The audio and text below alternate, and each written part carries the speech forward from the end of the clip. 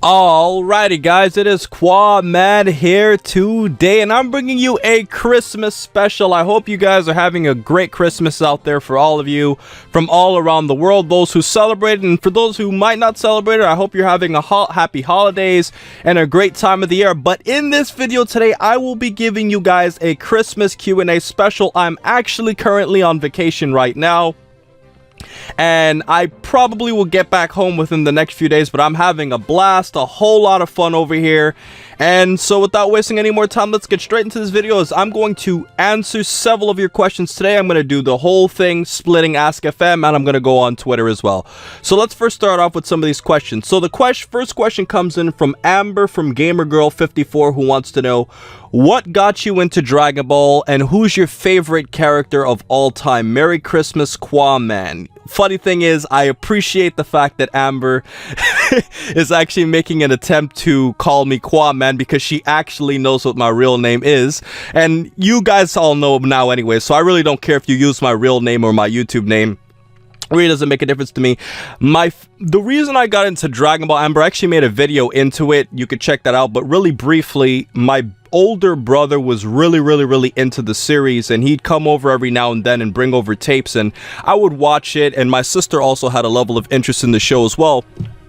And basically what happened is, obviously as a kid, you're watching all these weird characters on a planet, you know, that obviously has green water and blue grass, and, you know, these green people and all these things. And, you know, the fact that, you know, there's this big cockroach looking thing called Cell, and all of those different things would obviously intrigue your interest. So obviously as I got older, I got more interested in seeing what was going on. I bought the manga volumes, even though I didn't get a chance to actually watch Dragon Ball completely, because I didn't have, you know, my TV station didn't broadcast Cartoon Network when I was younger until I got older. So I basically actually read the manga first, and my favorite character is Piccolo, Amber. My original favorite character used to be Gohan, but I'd say over the last 5 or 6 years, I've definitely transitioned into liking Piccolo more. Alright, the next question is from Goodnight Moon at DJ Bweezy Bird, who says, what are your early predictions of the Universe 6 arc, such as matchups, who wins and loses after the Budokai? Good question, Goodnight Moon. He's actually a loyal fan of mine. He's been following me for a while, and I would say that for the Universe 6 arc, I'm actually making a video on this about who I think is going to fight who. I think that basically the way it's going to work is Piccolo, you know, and Majin Buu are obviously going to get the weaker end of things. They're probably going to be wiped out. My other prediction is that Piccolo is going to have to go into the cloudy dimension with Majin Buu in order to get strong enough, because I can't see how Piccolo could get even just theoretically close enough to Goku and Vegeta within the span of a few days. It just doesn't make sense. The only way is if he goes through some sort of, I guess you would say, advanced training session where he could squeeze in a lot of training within a few days. And that's why I say either the cloudy dimension, or maybe off screen he goes into the hyperbolic time chamber again, but the hyperbolic time chamber just wouldn't give him as much. So I guess those would be what I would think would happen to Piccolo and Majin Buu. As far as Goku, I think Goku, Vegeta, and Monako are going to fight against the strongest members. Monako is going to really shock everybody, considering how strong Beerus described him. So I think that's going to be really interesting stuff. I think ultimately, though, that, you know, it's going to be very cliche, but Goku's going to win, just as he always wins. Good question, Goodnight Moon. And the next question, I have a 2-question limit for every person. Who would your NBA MVP be at this point in the season if Stephen Curry wasn't in the league? So he's assuming I think Steph Curry's the MVP. I agree. If I were to pick an NBA MVP right now, in terms of just pure statistics, if you just look at pure stats, not ranking in efficiency or team success, James Harden is easily number 2. But the thing is that because the Houston Rockets aren't winning as much as they were last year, you know, I can't put James Harden in that conversation. For example, last year, the reason why James Harden and Steph Curry had a knock-knock MVP race was because of the fact that James Harden was basically putting up monster numbers and his team was playing well. Now he's putting up monster numbers and his team is doing average. The coach got fired. They brought in a new point guard who I thought in Ty Lawson was going to significantly improve the team.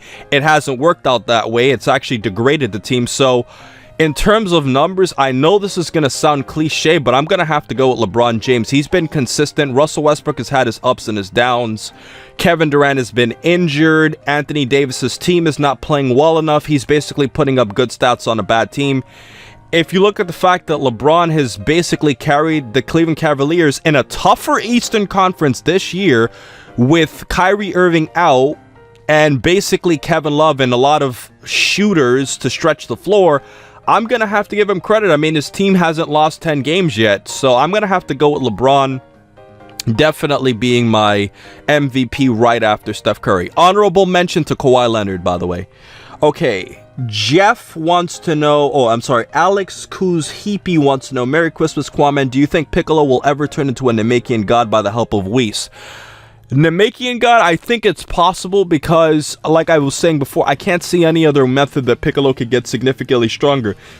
And the way that Dragon Ball Super is implying things, it doesn't make it clear cut that you have to be a Saiyan to have God Ki. It's like God Ki is like its own type of energy. Like in Yu Yu Hakusho, you have demon energy, spirit energy, and sacred energy. So with that all said, I don't think that, you know, there's anything holding back from Piccolo being a Namekian god, and I think that'd be really interesting, you know, just with, you know, I'm tired of it all just being about the Saiyans, you know. Dragon Ball was all about, you know, the main cast and the Z Warriors. Dragon Ball Z was mostly all about the Saiyans with the exception of Piccolo all the way up until the Cell arc. And then if you look at the Majin Buu arc, it was basically just all about the Saiyans and Goku. So, you know, honestly, I kind of like the new change. Pappy Mango says, find out next time on Dragon Ball Z. Alright, that's one of the most classic things for all Dragon Ball fans out there. What if Krillin killed Frieza with the Destructo Disc? That's a good question. I've been asked this before. I think when you ask me, what if Krillin killed Frieza with the Destructo Disc? I mean, that... You gotta specify what point. Are you talking about when he chopped off his tail in his second form? I mean... If he did, that's pretty much self-explanatory. Vegeta, you know, is most likely going to be a problem for them afterwards, unless Piccolo or Goku come to stop him. Or if Vegeta just cools off and goes his own way, that could go into another direction. This is actually a really interesting question, Tyler. When I might actually write this down on my topic book.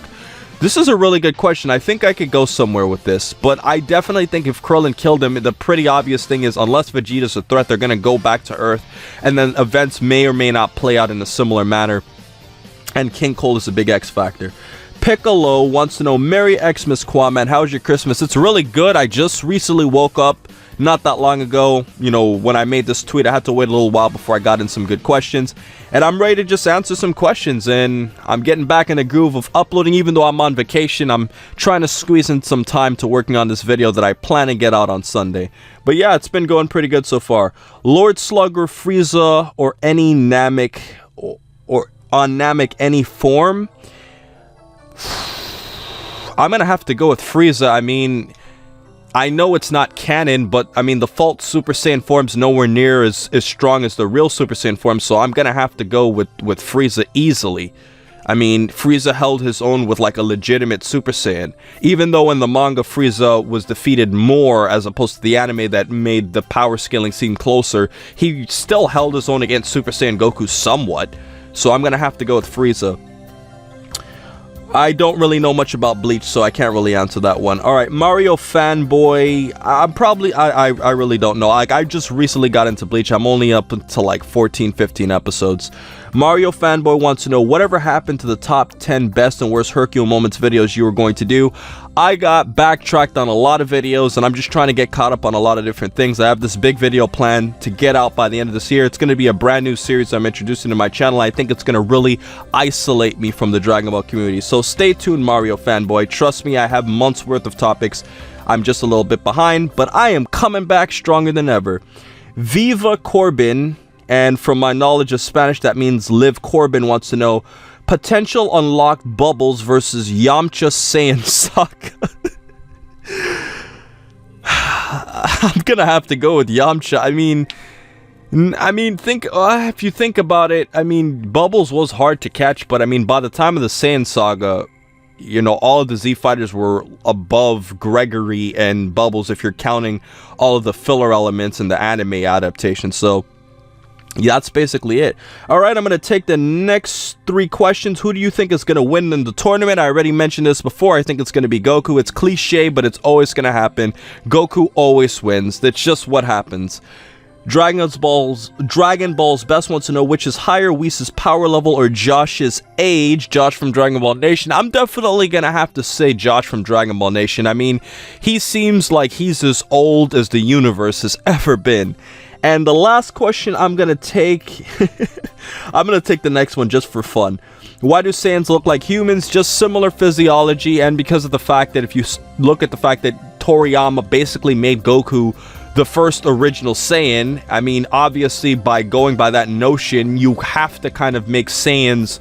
The honest answer is, if you make Goku a Saiyan, you have to make other Saiyans look similar to Goku.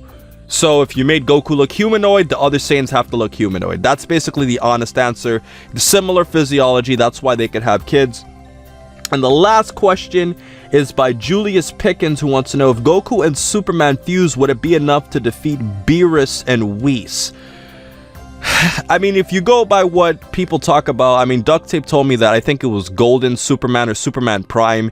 He was telling me, I'm not a comic book aficionado. That's reserved for Mike from Laughingstock Media and Duct Tape from Comic Corner, but from what they've told me, Superman Prime is literally like god tier strength, so he by himself should probably be able to take him out. I'm just going by what they said about Superman Prime, because they said he could sneeze a whole universe out of existence, so I'm gonna have to go with Superman just simply because of the fact that he could probably beat him by himself. So if you put him with Goku, who knows how strong they could be. Alright, so that concludes my Twitter portion of my AskFM. Of my Q&A today. I'm going to go straight over to AskFM right now. Alright, so now I'm on AskFM. They actually changed the format to my nuisance. I actually prefer the old AskFM format. But you know what? You live and you learn. Alright, Jabrone Wilson wants to know, what if Krillin wasn't the one who got Bulma's remote to destroy Android 18? How would the rest have played out? I'm guessing. I guess he didn't finish his question, but I mean, I'm gonna have to say, I mean, if Krillin didn't get Bulma's remote and somebody else did it, I mean, they could have definitely have defeated 18 easily, and that would have stopped Cell in his plans. That's actually a very interesting question, because I actually had a what if plan on what if Krillin deactivated Android 18, but I'm saving that one for next year. I have another what if plan for this year, so I think it'll be really good. I think it'd be a really, really interesting concept if Krillin managed to do it, and I think definitely the series would have played out to the benefit of the Z Fighters.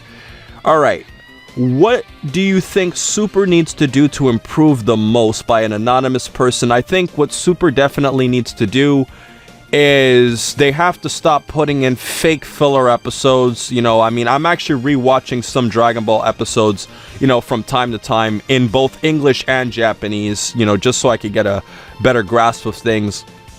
And from what I've noticed is that Dragon Ball had really, really rich filler in the sense that, you know, it really added towards the series, especially in the Red Ribbon Army arc, you know, when you see Colonel Silver killing, you know, the shopkeeper and all those little things. And I think that when you look at that in Dragon Ball Super, like, a lot of the filler is just clearly put there to stall time for the good episodes, and it's very annoying, like the Pilaf gang having an episode to themselves after they did absolutely nothing and had no impact on the plot, didn't even steal the Dragon Balls, or at least provided a type of minor conflict. I don't like that, you know. And when you had the most recent episode of Super, I didn't review it. I'm gonna get back into my Super reviews starting next week. It was just really annoying, you know, the fact that they basically just had like Goku fight Frieza. It was a very boring episode, and it was just annoying to watch. So I'm gonna have to say that they gotta stop it with the horrible pacing, and they have to definitely improve on not wasting our time and adding more new content when it matters most. Alright, the next one is Merry Christmas. Merry Christmas to you and everybody else who's watching this. Next one is, not to be nosy, but have you ever had a serious relationship before, and are you single now? Well, that's kind of a nosy question, but I have had a serious relationship before. I am single now, but yes, I have had a serious relationship before. Alright, let's see. You have a new question. Do you believe in fortune cookies? Do I believe in them? I mean, no, I don't. Listen, if you give me a snack, and you say just write something that's going to make somebody feel like their life is in good fortune, go ahead. It's going to make money, but fortune cookies mean nothing. Anybody could just write jibber jabber and just put that in a cookie. It's nothing serious. All right. Merry Xmas again. Merry Christmas to you too. Hey, Qaaman, how dangerous would Omega Shenron's negative energy ball been if Goku didn't deflect it? From what, Goku, what happened is, it was 2 times where Omega Shenron shot the blast. There was once when Gogeta deflected it, and he put his positive energy into the universe. So if you're talking about when Gogeta deflected it, I'm going to have to say, I mean, based off of how Omega Shenron was discussing how powerful it was, I would have to say it could be, maybe it won't blow up the whole universe, but it could definitely spread negative energy throughout the universe. Hence, that's one of the reasons why Gogeta put his positive energy into it. It's not just like a destructive ball. It's like it creates negative energy, as we saw in GT, like the negative energy was like destroying parts of the earth, even though it wasn't directly hitting it. So that's one of the things that is dealt with negative energy. If you're talking about Goku, when Omega Shenron shot that energy blast and it seemed like Goku almost died because Goku was literally like grabbing it, I'm gonna have to say if Goku didn't hold it back, I mean, the Earth instantly would have been destroyed. So I'm gonna have to go with that. You have a new question. Who's the funniest Dragon Ball characters? Who is the funniest Dragon Ball characters to you? Name your top 3. I'm going to have to say, if I'm going with top 3, counting Ball, Z, GT, everybody, I know this is going to sound weird, but I'm going to have to put Vegeta as top 3. And Vegeta would be my 3rd, and the reason I'm saying Vegeta being top 3 is because of the fact that Vegeta has had some very funny moments, and Super has added towards it, where he's out of his element, where he's like cooking food for people, where he's dancing, doing bingo. And whenever Vegeta just gets mad at people, like when he had to wear that pink shirt, Vegeta's been in a lot of funny moments throughout the series, in my opinion. Some very, very underrated funny moments, like, oh, fresh out of the factory with no warranty and already broken. Or when Vegeta was saying, how did you get so strong? I do plenty of sit-ups and drink plenty of juice. And I know a lot of these things are from the Funimation dub, but I definitely think Vegeta's character is hilarious. So he's going to be my 3rd funniest character. Number 2, man, who would be my number 2 funniest character? That's a good question. I'm probably going to have to go with Crillon, because Krillon's been in a lot of funny moments. He's a little bit of a prankster, and if you combine Dragon Ball and Z, I just really like a lot of the situations that Crillon is. Crillon is one of those characters that after he was a serious threat, in terms of being a fighter, he basically was a comic relief character, so I'm gonna have to put Crillon in number 2. And my number 1 funniest Dragon Ball character, no question, I already knew I was going to put him at number 1 as soon as I was asked this question, is Master Roshi. He's by far the funniest character. You factor in all of his perverted moments. You factor in the fact that this is a guy who's willing to use a microband to watch Launch and Bulma taking a shower. Master Roshi was so impressed whenever Marin came over to his islands. I mean, he just finds a way. He always finds a way to put himself in the funny situations, and he just doesn't care. And I just love Master Roshi. Like, he's just one of those awesome characters that even though he wasn't a fighter, just watching him is just entertaining. Especially in Dragon Ball Super, where we're seeing him fight now as this old, buffed up old man. I'm sure Harold Von Huge and Muscles would agree. Master Roshi is extremely entertaining, and he's super funny. By far the funniest character in Dragon Ball. No question at all. Master Roshi, hands down. I'm very curious to see in the comment section. I'm probably going to make this my featured question. Who is your funniest Dragon Ball character to you? Alright, who is your favorite Dragon Ball YouTuber to make videos with? Well, this person's clearly trying to get me to make myself an enemy. I'll just say this. For all of my Dragon Ball YouTubers out there, all of them have different strengths and, to make videos with. I think Dino is probably my favorite person to talk to about Dragon Ball Super, because I think me and him are probably the most optimistic of the series. I do definitely have my problems of Dragon Ball Super, but I like making Super videos with Rhymestyle.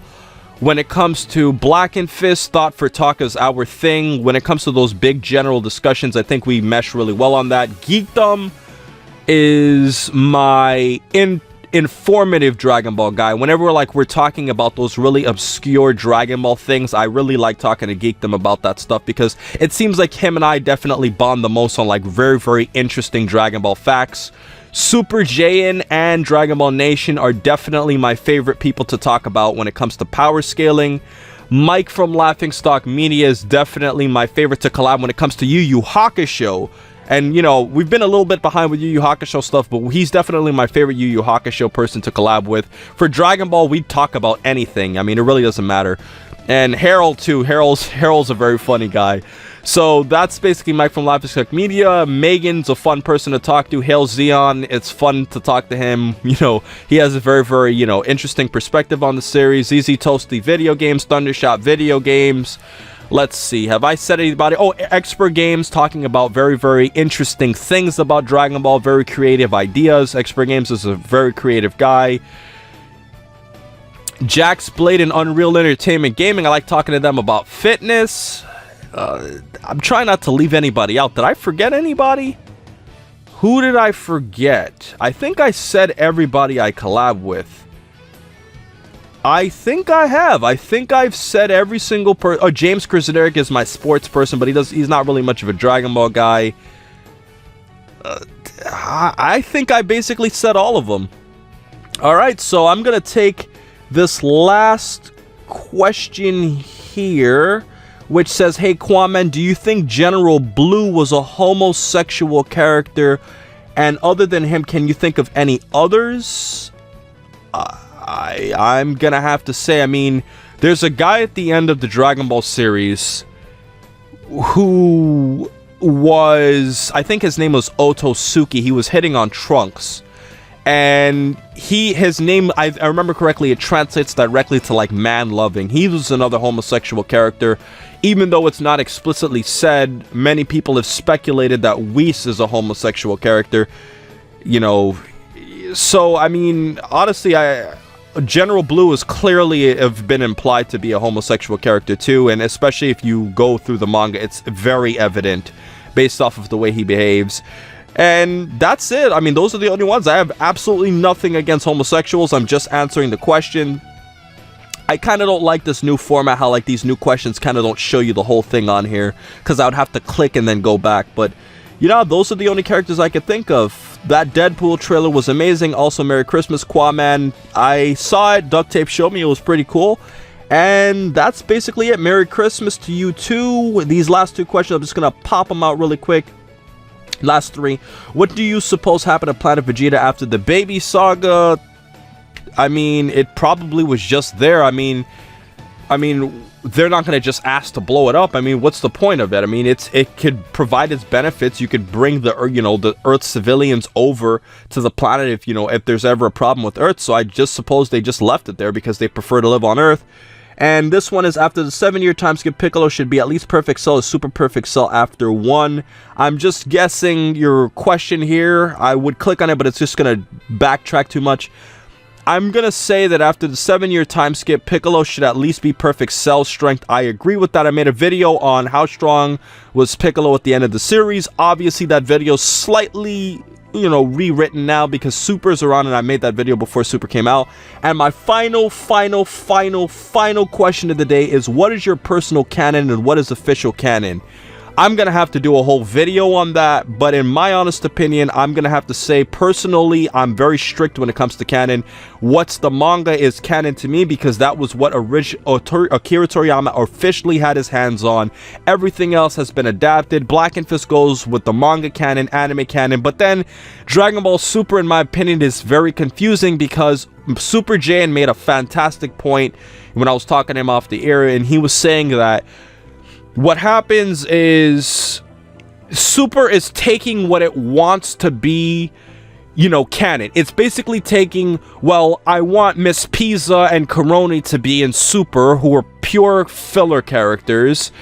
And then I also want to take, the anime canon elements, and then I also want to include in I want to include in, all these obscure characters, and like, obviously having in Gregory in there, it's making it very, very complicated as to how to evaluate what's canon, because it's taking what it wants. There's some elements that are just purely filler that are in Super, and then there's some elements that are going towards the manga, like obviously going towards the whole afterlife concept of having Frieza in the afterlife. But if you go by the anime's, concept of the afterlife, Frieza was in the afterlife with Cell just walking around watching Kid Buu fighting Goku. So, and if you go by the filler episodes where Piccolo and Goku beat Frieza up, so it's taking what it wants to do for the afterlife in canon. Now they're adding in Tights, who was never even mentioned in the series before. It's doing whatever it wants, and that's why I have a hard time considering Dragon Ball Super canon, because it's just literally picking and choosing what it wants to put in the story. So that's basically been my Q&A for today, guys. I have to go out really, really soon, so I have to cut this one a few minutes short, but I really appreciate all of you guys, dropping in your questions for today. And I have some good videos planned. I have two big videos planned for the rest of the year. I'm learning how to use Adobe Premiere. It's been a much better experience from Camtasia, but it's been significantly more complicated. And I hope you guys have a happy holiday. So most importantly, over everything else, please remember to rate, comment, and subscribe. And remember, as I always say, to have a happy holidays, guys, to all of you out there.